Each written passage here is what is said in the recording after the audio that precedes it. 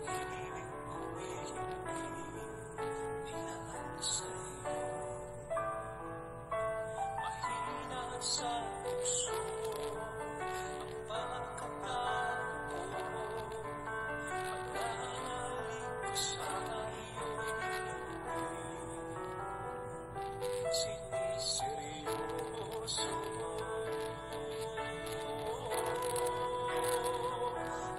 Ngunit ngayon'y nagbago ang pagkatao ko. Mula nang makilala ka, Jesus, pananalig ko'y tumibay. Buong tiwala ay binigay sa'yo lamang, Jesus, pananalig ko.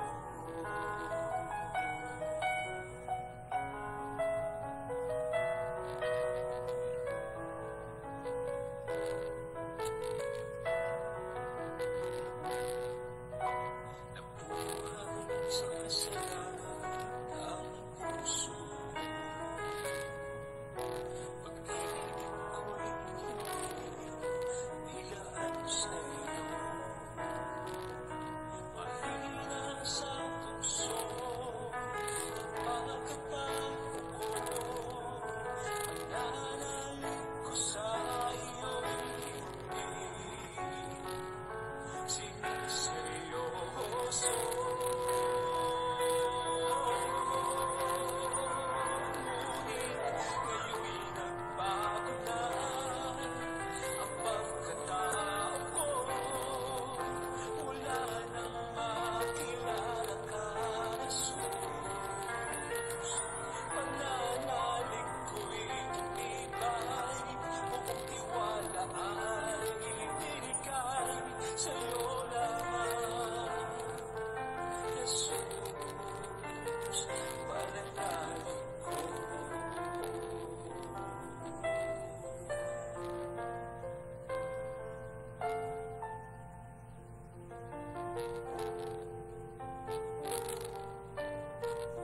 Para lang sa'yo.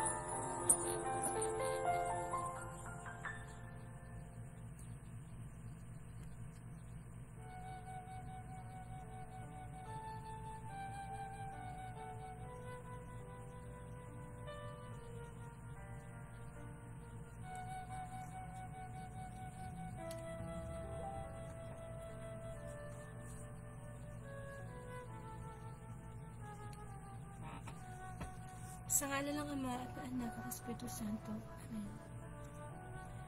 Purihin ka, Amang Diyos na makapangyarihan sa lahat. Muli ang iyong dakilang pangalan, ang iyong kabutihan, ang patuloy mong habag na ipinagkakaloob ng sangkatauhan, ay buong puso namin pinasasalamatan. Lalo na sa araw-araw mong mabuting balita na magbibigay sa amin ng pag-asa, ng karunungan, bilang pagkain spiritual namin, Panginoon. Muli lahat tayong lumapit na may kababaang loob sa Diyos at humingi ng paglilinis upang ang mensahe mula sa kanyang banal na salita ay ating maunawaan, maisabuhay at maibahagi sa iba. Muli, Panginoon, ang mga bang lingkod ay lumalapit na may kababaang loob. Tulungan mo ko, O Lord. Linisin mo po ang aking puso. Humingi ako ng kapatawaran sa aking mga pagkukulat kasalanan. Sa oras na ito, ikaw po mag-take over sa aking tinig. Tagong lamang ako sa iyong liwanag sapagkat ang iyong mensahe ang magsisilbing kagalingan namin sa aming mga spiritual na kahinaan. Dinadalangin ko at humingi ako ng habag sa iyo, Panginoon, ipagkaloob mo sa akin ng karunungan, ang kapuspusan ng banal na Espiritu upang anumang mensahe sa mabuting balita sa araw na ito ay pare-pareho namin mapagnilayan. Muli, sino man na makakarinig ng Wednesday Gospel, Lord, bigyan mo po ng kakayanan na maunawaan ang iyong mensahe. Sa kabila ng mga kapaguran namin pisikal, mga pagsubok na hinaharap sa buhay, Panginoon, nawa mag-focus pa rin kami sa iyo at makita namin na ikaw ang pinakamahalaga sa aming buhay. Ikaw ang dahilan kung bakit patuloy pa rin kami nabubuhay. Ang iyong mga salita ang magbigay sa amin ng kapangyarihan, lumaban sa aming mga kahinaan. Ang iyong mabuting balita ang magbigay sa amin ng pag-asa. Patuloy kang kumilos, banal na Espiritu sa bawat isa. Marating ang iyong mabuting balita na magsulot ng mundo upang sa ganun mapagpala kami sa iyong mga mensahe. Come Holy Spirit, we need you, and come Holy Spirit, we pray. Maraming pong salamat sa online piging na ito na inihain mo ng lahat. Makikinig na lang kami, magninilay, magsasabuhay, patungo sa buhay ng mga hanggan. Muli ang lahat ng ito dalangin ko po sa iyo, Ama, sa pangalan ng Anak, kaysa ng Espiritu Santo. Amen.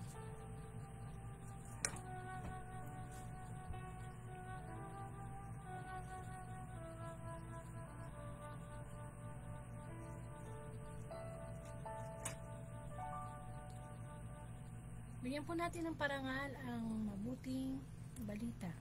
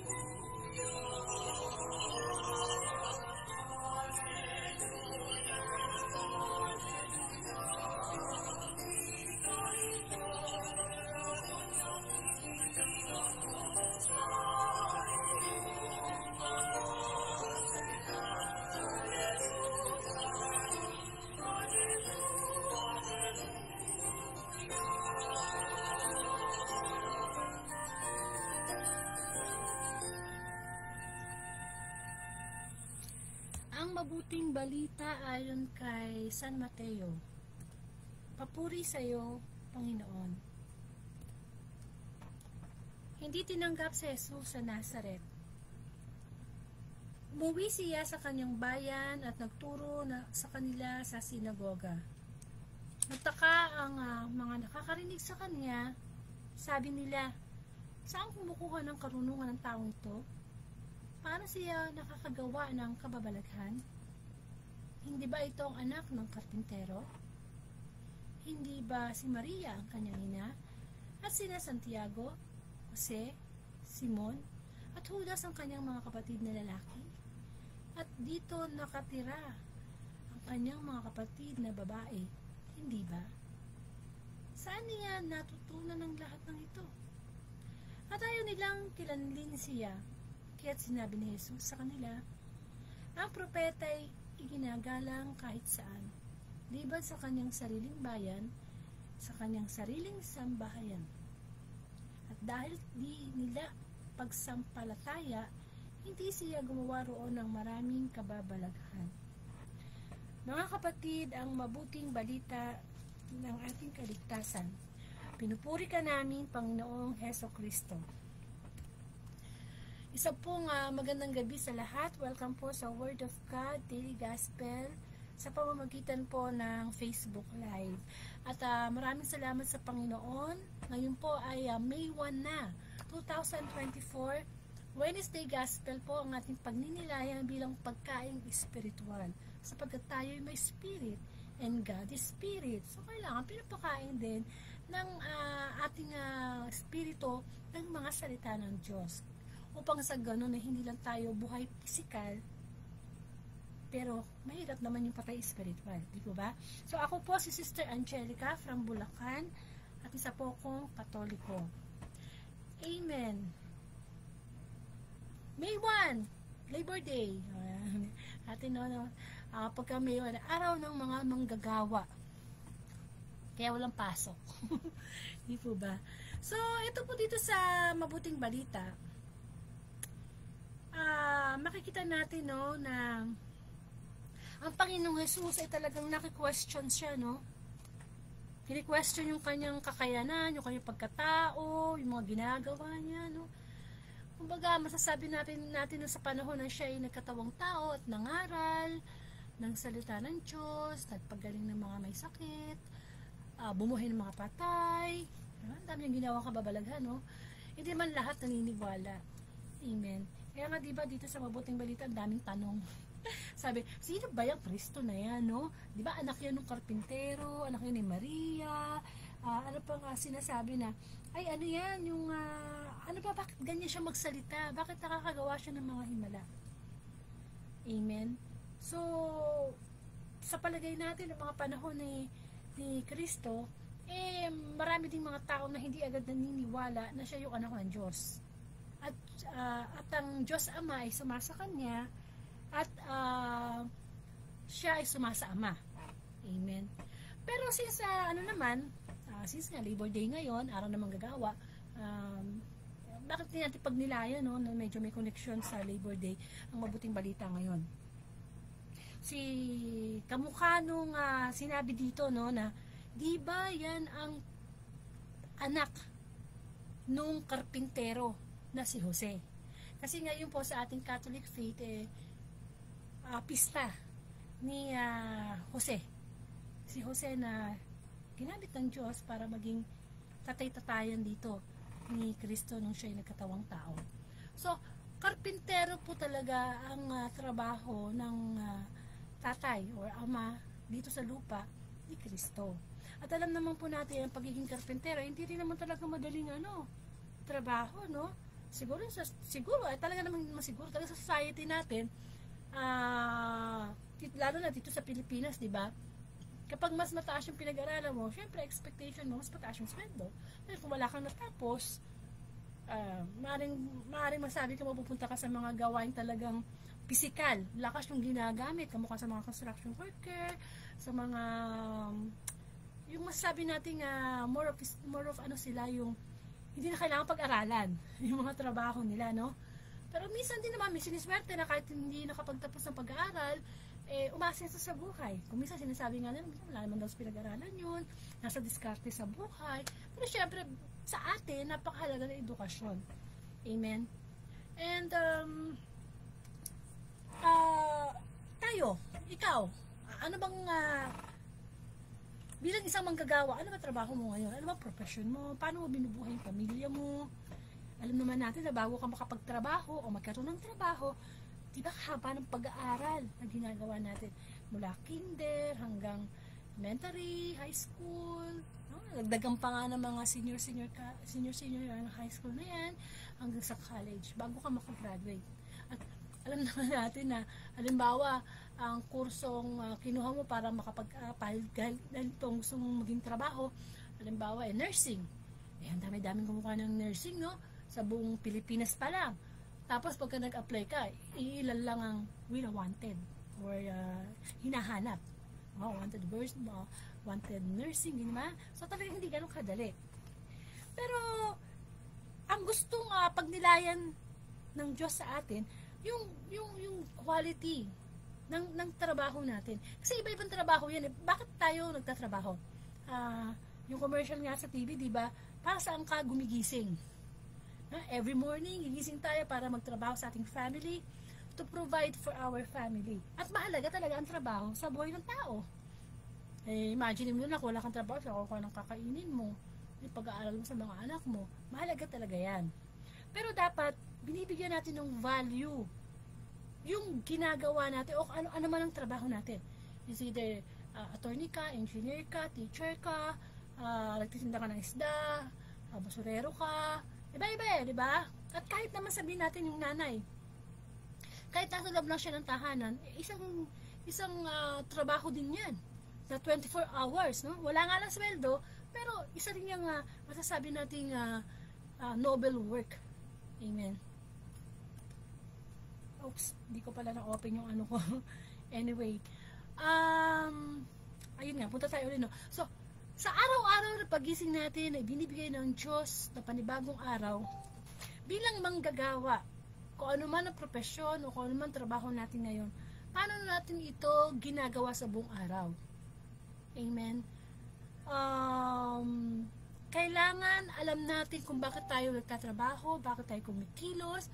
May mga ibang mga tatay or nanay na di ba nagtatrabaho sa ibang bansa, nagiging OFW just to provide talaga sa family, lalo na sa mga anak. Cycle lang naman yan, di ba? Pagkatapos mong mapag-aral ng mga anak mo, pag sila naman nakapagkaroon ng pamilya, ganun din ang gagawin nila, magtatrabaho din sila no? So wala katapusan yung no? Hanggat dumadami yung lahi mo, no? Pasa-pasa yan, yung pagtatrabaho. Pero dapat nating malaman na hindi lang naman tayo binuhay ng Diyos para magtrabaho lang ng magtrabaho. Parang ang buhay mo na lang is gigising ka sa umaga, mag-prepare ka ng sarili mo, magta-travel ka, magko-commute ka ng mahaba. Pagdating mo sa opisina, is either 8 hours or more than hours ka nagtatrabaho, so uwi ka na naman, stress, tutulog na lang, tapos kinabukasan, ganun, paulit-ulit. Or either may business ka, ay mas mahirap ang may business, kasi ikaw lahat ang iintindi, talaga yung very stressful, no? Minsan, nakakalimutan natin yung talagang mahalaga kung bakit tayo nagtatrabaho, kung bakit tayo binigyan ng Diyos ng ganitong propesyon, ng ganitong business, ng ganitong trabaho.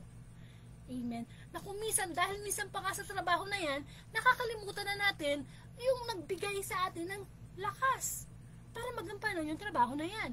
Na sa sobrang stressful ng trabaho, sa sobrang busy, nakakalimutan natin na, teka muna, nakapasok ako ng trabaho, nakauwi ako ng trabaho, kasi ginay tayo ng Diyos, binigyan tayo ng lakas. Amen. Nakakalimutan natin yan. Para nga ba tayo, para nga ba kanino tayo gumigising? Sa bawat umaga. Para ba talagang pumasok lang sa trabaho? Para may makain, para may pambayad ng mga bills, expenses? Hindi.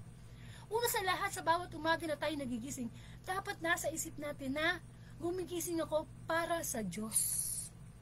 Yun dapat ang unang nasa isip natin. Hindi yung pagkagising mo na, worry ka na kaagad na, ay, kailangan magkapagtrabaho ko kasi may babayaran pa akong utang, meron pa akong pangarap na bibiling ganito, meron pa akong savings na ganito.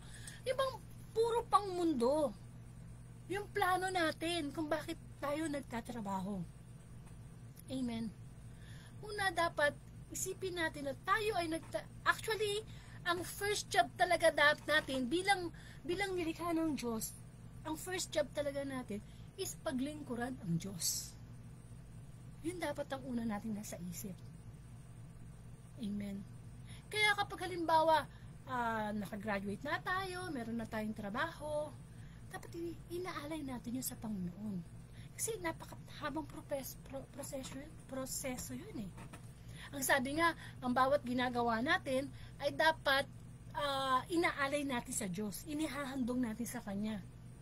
Para na sa ganun, sabi nga sa Colossians eh, at ano man ang inyong ginagawa, gawin ninyo na parang hindi kayo sa tao naglilingkod, kundi sa Panginoon. Ano ibig sabihin nun? Bilang manggagawa, halimbawa, tatrabaho ka sa office, naiinis ka dun sa boss mo.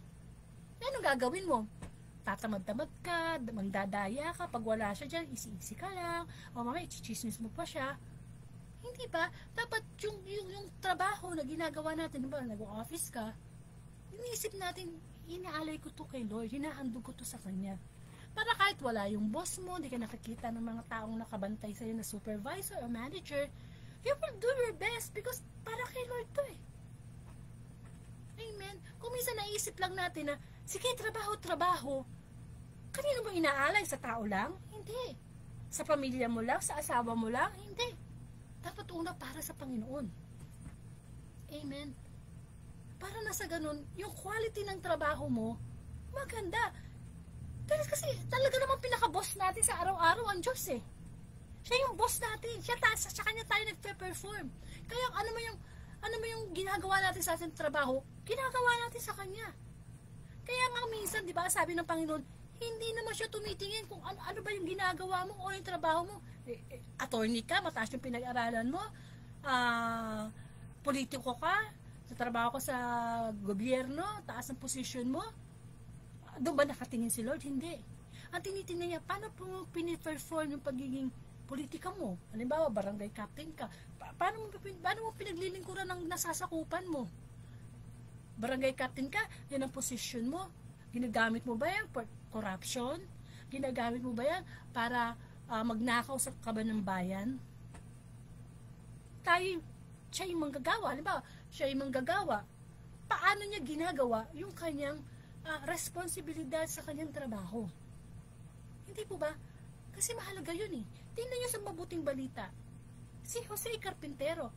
Pero, nakita natin na si Jesus ay napalaki niya ng maayos. Hindi nag-aral si Jesus sa mga mamahaling eskwelahan. Hindi siya punong-puno ng mga... Hindi ba? Kasi maliit eh. Minamaliit ang sabihin na natin, anak lang yan ng karpintero. Baka nga mamaya kung sino pa yung anak ng karpintero, yung pang masasabi nating maka-Diyos, gumagawa ng tama. Kesa naman yung anak ka nga ng politiko, anak ka ng doktor, anak ka ng may pinag-aralan, ng mayaman. Pero yung ginagamit mo, yung profesyon mo, yung pwesto mo, yung title mo, para manloko ng kapwa, para manglamang. Amen? Hindi yung kalugod-lugod sa Panginoon. Kung ano man ang meron tayong trabaho ngayon, business, dapat minamahal natin at ino-offer natin kay Lord. Kasi, halos parang co-creator tayo ni Lord when it comes to job eh.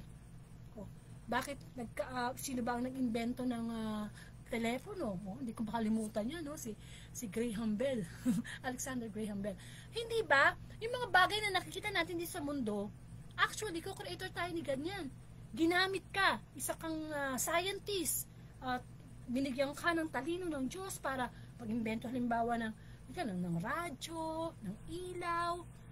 O ngayon, sa panahon natin na social media, sino ba ang naka-invento ng mga Facebook? Hindi ba? Ginamit ng Diyos para magkaroon ng fast technology, mabilis na yung communication. Amen. Kaya dapat, ginaglorify natin ng Diyos kung ano man yung trabaho na meron tayo, kung doktor ka, ikaw yung gagamitin para makagaling ng mga may sakit, hindi ba? Dapat nag-glorify yung Diyos sa trabaho na meron tayo. Kung driver ka, dapat ingatan mo yung mga pasahero mo. Huwag ka mandaraya. Di ba? Nangyayari yan eh. Halimbawa, may negosyo kang karinderya. Dahil sa gusto mong kumita ng malaki, anong gagawin mo? Dadayain mo lahat. Yung ingredients, yung lasa, yung pagtakal. Kasi gusto mo ng pera, yun lang ano mo sa trabaho mo eh. Wala kang pakialam kung nasisihan ba yung customer mo eh. Pero kung iniisip natin na, cook ako, magluluto ako para sa Diyos. Di pagka hinahain mo sa customer mo, masasarapan sila. At kahit gaano pa kamahal yung halimbawang tinda mo, babalikan at babalikan niya ng kapwa mo. Nangyayari din talaga na sa mga produkto lang, di ba? Niloloko ka. Sinasabi na, ganito, maganda yan, puputi ka dyan, kikinis ka dyan. Tapos pagka binili mo, hindi naman para totoo, di ba? Bisa tayo, kung ano minsan yung profession natin, halimbawa, yun nga, halimbawa, sales lady ka, o sales representative ka. Yung bang ginagawa natin, sinasabi natin na para makaloko ng ating kapwa, para mabili yung produkto. Hindi dapat ganun. Gayahin natin si Jose na napalaki niya talaga si Kristo nang una sa lahat may takot sa Diyos. Na alam ni Kristo na lahat ng gagawin niya dapat ayon sa kalooban ng Panginoon. Kaya tayo, kahit anong ginagawa, kahit sabihin pa natin nasa bahay ka lang, nanay ka lang, dapat yung ginagawa natin, ialay natin sa Diyos. Naglalaba ka, laban mong mabuti. Para kay Lord to, no? Although, yung mga anak mo, asawa mo, pamilya mo, o sino man kasamahan sa bahay mo, o magsusuot niya, ginawa mo yung trabaho mo dahil inalay mo sa Diyos. Amen. Yun po yung gustong ipagnilay din sa atin ng Panginoon. Na si Jose, ni si Maria, sila yung mga tao na ginamit ng Diyos para maging magulang ni Kristo. Pero ipinakita nila paano ba papalaki sa Panginoong Jesus. Yung kanilang mga, sabihin na natin, simpleng pamumuhay, simpleng may bahay, si Maria, simpleng karpintero, hindi dun bumasi ang Diyos para sabihin na ano lang to, ganito lang yung pinag-aralan nito. Ay, ganito na rin ang magiging anak nito. Kaya nga, di ba, minsan marirealize natin na kung gusto natin maging mabuting manggagawa tayo at magiging mabuti ding manggagawa yung anak na pinag-aral natin, una sa lahat, ilapit natin sa Panginoon. Amen? Para kung maging future doctor yan, future engineer yan, higit sa lahat, yung ugali ang mahalaga. Aanahin mo ka yung politiko ka, doktor ka, artista kang sikat, ang sama-sama ng ugali mo. Maliwala din yun. Sapagkat ang Diyos, hindi naman siya tumitingin sa dunong o sa talino ng tao. Ang tali-talino mo nga, lagi kang top sa eskwelahan, pero bastos ka naman sa magulang mo, bastos ka sa kapwa mo. Baliwala yan sa Panginoon. Amen? Kailangan nakikita sa atin kasi nga diba ang trabaho nagbibigay sa atin ng dignity pag ikaw tambay-tambay lang diba, maliit ang tingin sa'yo ng kapwa mo, pero kapag ikaw may trabaho, lalo na kung pagtrabaho nakakatulong sa kapwa, nagbibigay ng dignidad sa isang tao. Amen? Kaya kinakailangan lamang na ayusin natin yung trabaho natin. Lagi nating isipin, para sa iyo to, Lord.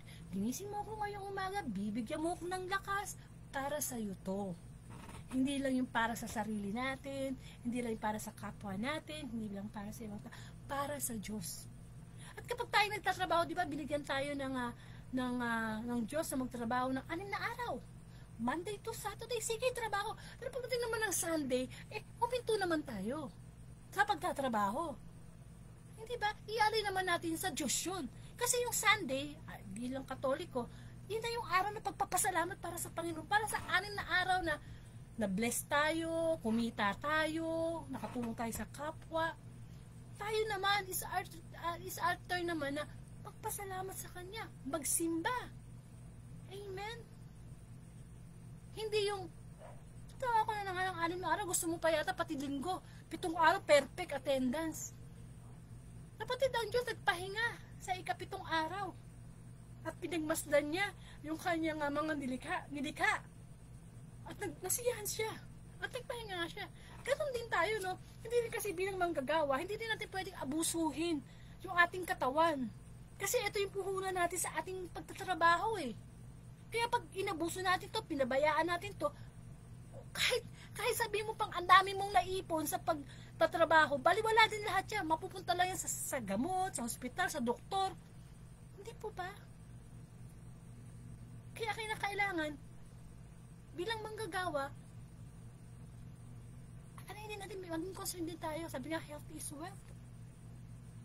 Amen. At syempre, pag nagtatrabaho din tayo, i-care din natin yung sarili din natin, no? Baka mamaya bilang padre de pamilya, trabaho ko ng trabaho para sa anak mo, sa pamilya mo. Minsan nakakalimutan mo na yung sarili mo. Baka nakakalimutan mo ng bilhan ng medyas yung sarili mo, ng brief ng sarili mo. Di ba yung mga personal mong bagay na bigay ka na ng bigay sa pamilya. Hindi masamang magbigay sa pamilya. Pero syempre, bilang ikaw nagtrabaho, i-enjoy mo din yung trabaho, yung pinaghirapan mo. Amen? Kasi pinaghirapan mo yun sa tulong ng Diyos. And of course, sa ating pagtatrabaho bilang magagawa, wag din natin yung puro sa atin na lang din, no? Hindi, masama din naman yung puro sa atin lang din, no? Kailangan iisip din ng ibang tao. Amen? Lalo na kung may business ka, maging fair ka sa mga empleyado mo, maging mabuti ka sa kanila. Na bilang manggagawa, halimbawa, alam naman natin, no, na dito sa Pilipinas, ibang klase ang dito. Ang when it comes to trabaho, no, sa manggagawa na talagang dito may age limit ang pagtatrabaho ng isang tao. Amen? Alam ko sa ibang bansa, hanggat kaya mo, pwede ka Tapos, yun nga, sa dami nga ng gumagraduate every year, tapos konti lang yung nangangailangan ng yung open na trabaho, hindi ganun talaga kadali. Kaya once na nagkaroon tayo ng trabaho, mahalin natin ang trabaho natin, pagbutihan natin yung trabaho natin, at higit sa lahat, lagi nating ialay yun sa Panginoon. Kamukha ni Jose na talagang ang kanyang pagiging karpintero, ang kanyang ginamit na source of life nila, income nila, hindi ba, alam natin siya ay mabuting tao, at alam natin ang kanyang ginawang pagpapalaki kay Kristo, talagang guided yan ng Panginoon, ng banal na Espiritu. Kaya nawa matutunan din natin yung kahalagahan ng pagtatrabaho natin, na ang Diyos ang pinag-aalayan natin para maging honest tayo, we will give the best sa ating work. Amen. At kung sakaling magkaroon ng problema, halimbawa ginawa mo ng lahat yung makakaya mo para sa trabaho yan, tapos yung na-expect mong promotion hindi mo nakuha, okay lang yun. Nagtatrabaho ka naman para sa Diyos hindi para i-please mo yung ibang tao na, ito ginagawa ko lahat yung the best ko, hindi pa ako ma-promote. Okay lang yun. Diba? Ang mahalaga, yung lakas, yung talent, yung skills na ibinibigay sa atin ng Diyos, inaalay din natin sa Diyos. Huwag tayo masyadong mag-expect sa mga palakpak ng ating kapwa. Ang expect nating reward, reward mula sa Diyos. Sabi nga, kapag ikaw pinaralangalan na ng tao, nakamtan mo na yung katimpala mo. Amen? Ang magandang katimpala ay yung Diyos ang nagbibigay. Kaya dapat, bilang manggagawa, lalo na ngayon, Labor Day, lagi nating isipin na nabubuhay tayo sa mundo, hindi lang para trabaho na trabaho hanggang sa patay na yung sarili sa trabaho. Kundi, kumikilos tayo, at ang bawat kilos natin dapat para sa Diyos. Kasi, nire-recognize natin na siya rin nagbigay ng lakas. Siya rin nagbigay ng opportunity. Siya yung, di ba may pinanggalingang biyaya?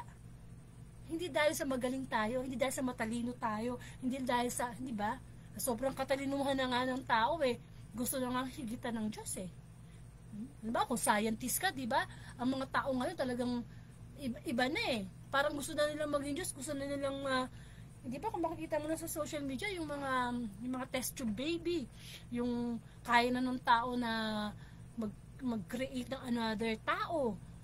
Ngayon kanina nga lang bago ako mag-FB Live, merong dumaan sa sa timeline ko na balang araw daw may mga scientist daw na makakaimbento na yung patay ipipreserve lang sa yelo mabubuhay uli. Okay, diba? Masyado na inaano ng hindi naman nakakalugod sa Diyos. Dahil ang Diyos lang ang maglilikha at Diyos din ang babawi ng buhay. Kaya dapat anuman ang trabaho natin ngayon, kailangan tayong maging proud kung nag-glorify ang Diyos sa ginagawa nating trabaho. Amen. Kesa naman yung trabaho na magnakaw, magtrabaho na nanggigipit ng kapwa, di ba? Meron pa nga iba dyan. Sige, bibigyan ka na ng promotion, tataasan ko yung sweldo mo. Kung ganito, may mga condition, di ba? Huwag nating samantalahin kasi ang trabaho, nagbibigay din ng power yan Kung halimbawa, teacher ka, tapos meron kang power na ibagsak o ipasa yung yung estudyante mo, di ba? May power na nakapaloob sa bawat trabaho Huwag natin sasamantalahin yun. Bagkus, gamitin natin to glorify the God. Kung doktor ka, alam na natin ang doktor, napakahirap yan, di ba? Pero ginamit yung pagka-doktor mo sa pagtulong sa kapwa nang hindi ka humihingi ng bayad. Kung kinakailangan na magkaroon ka ng tawag dito, yung mission para doon. Na kung halimbawa naman attorney ka at merong isang hindi talaga makapagbayad na kailangan ng justice, hindi ba yung binigay sa'yo, kasi ikaw yung binigyan nagko-glorify ang Panginoon. Yun ang point dun Hindi yung the more na higher education mo, parang mas nagiging mayabang, alam mo yon. Yung dati namang walang-wala, yung dati namang bago naman nakagraduate, katakot-takot, hirap ang naranasan. Pero nung nakagraduate na, may trabaho na naging mataas, wag ganun. Kailangan na anuman ang profession natin, kay titulado ka, kay sabihin na natin, ordinaryo ka lang nagtitinda ng fishball dyan, o kung ano man dyan, gawin natin para sa Panginoon. Pag may bumibili sa'yo, o tingnan mo na si Kristo yung bumibili, o ano ba yung offer mo kay Kristo? Siyempre yung the best. Diba? Tsaka tayo naman din mag-aani nun eh. Tayo mag-aani, diba? Subukan mo na magkaroon ka ng business, as maganda yung pakikipag-ugnayan mo sa kliyente mo, babalikan ka niyan. Kesa naman yung wala kang puro pera, may ganun kasi puro pera na lang ang gustong makita doon sa pagiging manggagawa niya o pagiging business niya, businessman niya o businesswoman niya. Amen? Kaya masasabi natin, minsan ang success ng isang trabaho o ng isang business, nasa kaugnayan mo din yan sa Diyos. Amen. Na matapos mong magawa ang bawat trabaho mo sa loob ng sa bawat araw, yung bago ka matulog na kahit pagod na pagod ka na, stress ka sa trabaho mo. Thank you Lord. Natapos ko na naman tong araw na ito. Nakapasok ako ng maayos, nakabalik ako ng maayos, binigyan mo ako ng lakas, binawisan ako sa trabaho ko kasi ikaw ang nagbigay. Yung bang by the end of the day, you will give the honor, the gratitude sa Diyos. Kesa naman yung hindi mo namamalayan, trabaho ko ng trabaho, nagtatrabaho ko dahil pala para sa mundo lang. Hindi para sa Panginoon, ibalik sa Kanya yung pagpapasalamat. Amen. Nawa, ano man ang ginagawa natin sa buhay, ano man ang profession natin, lagi nating isipin na ibigay yung glory sa Panginoon. Tayo po'y magkaroon ng closing prayer.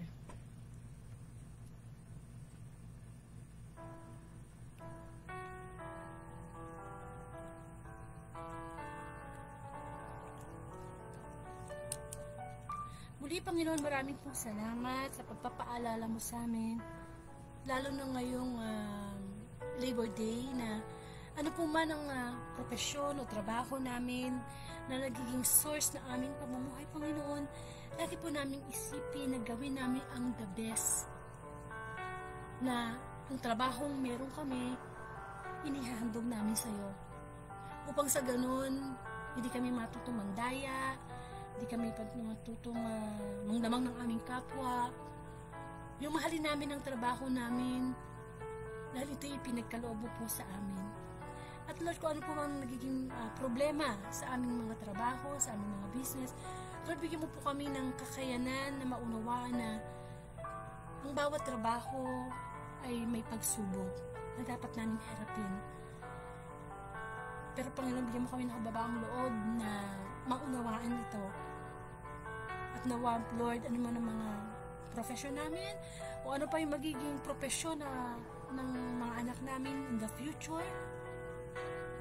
Higit sa lahat, Lord, turuan mo kami na ang mga anak namin ito ay palakihin namin ng may takot sa iyo, palakihin namin ang mga anak namin na may aral sa Diyos, upang pag dumating yung time na magtatrabaho na sila, Lord, ikaw yung kanilang boss, ikaw ang aming boss, ikaw ang aming pinaglilingkuran. Lord, dinadalangin namin ang mga OFW, ang mga tatay, nanay, mga nilikha mo na nagtatrabaho sa ibang bansa. Guide them, O Lord. Bigyan niyo sila ng patuloy na kalakasan. Nawa maisip nila na kahit malayo sila sa kanilang pamilya, basta nandyan ka, ikaw yung higit na nagbibigay sa kanila ng lakas at ng pag-asa. Idinadalangin ko din po ang mga tumatanggap ng biyaya mula sa mga nagtatrabaho, ang asawa, ang mga anak, ang mga tatay, nanay, lahat, na pahalagahan nila ang mga paghihirap, pagpapagal ng mga nagtatrabaho sa kanila para sila'y mabuhay. Nawa, bigyan namin ng halaga at pagpapasalamat ang aming tatay, ang aming nanay, tita, anak na nagpapagal sa ibang bansa o kahit dito po sa Pilipinas, sa buong mundo, na nakita namin na ang paghihirap nila ay pahalagahan namin, pagpapasalamat, pagtanaw ng utang loob, Panginoon. And of course, Lord, higit sa lahat, ilagay mo po sa aming puso na anuman ang ginagawa namin sa aming trabaho, lagi naming ihandog sa iyo upang maging faithful kami, maging honest, maging masipag sa paggawa ng aming tungkulin. And Lord, dinadalangin namin ang mga tao sa gobyerno namin, Panginoon. Guide them, O Lord, nawa mawala na o mabawasan na itong corruption na ito. Maraming salamat, Panginoon, naman namin sumasalangit ka. Sambahin ang ngalan mo. Mapasa amin ang kaharian mo. Sundin ang loob mo dito sa lupa para nasa langit. Bigyan mo kami ng aming kakanin sa araw-araw. At patawarin mo kami sa aming mga sala para ng pagpapatawa namin sa nagkakasala sa amin. Huwag mo kami paintulong sa tukso at ihalaya mo kami sa lahat ng masama. Sa ngalan ng Ama at ng Anak, Espiritu Santo. Amen. Amen. Maraming salamat, Panginoon, sa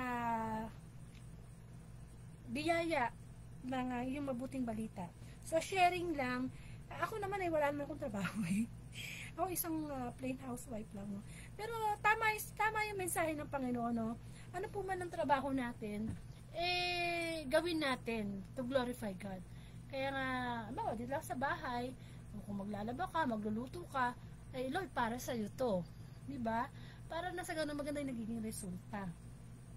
Amen. Na niisip natin, pinaglilingkuran natin ng Panginoon sa anumang trabaho na iniatang sa atin. Dapat lagi siya yung boss natin. No? Kahit sabihin na natin ikaw yung boss, ikaw yung presidente ng isang bansa, lagi natin isipin na ialay sa Kanya. Amen. So, kung hindi nyo po naumpisahan ng Wednesday Gospel, punta po kayo sa aking timeline, Angelica Dorde, o kaya sa YouTube channel ko po. And, pa-subscribe na lang po para sa pagpapalaganap ng mabuting balita. And, pakishare na lang po itong Wednesday Gospel sa inyong timeline para makasunod po tayo sa pinapatrabaho sa atin ng Diyos ang ipalaganap ang mabuting balita sa buong mundo, sa lahat ng tao. So, madali na lang yan kasi tayo may social media na. And of course, Monday to Sunday po ang Word of God. Alas 8 po ng gabi. Yan. Minsan nagbabago lang po tayo ng oras, depende po sa schedule na rin ng inyong abang lingkod. Amen. So, maraming pong salamat at pasalamatan natin ang Diyos kung ano man ang nagiging source of income natin ngayon. Pero wag natin kakalimutan na lagi nating ialay ang anumang trabaho na ipinagkaloob natin sa Kanya. Ibalik natin sa Kanya ang papuri.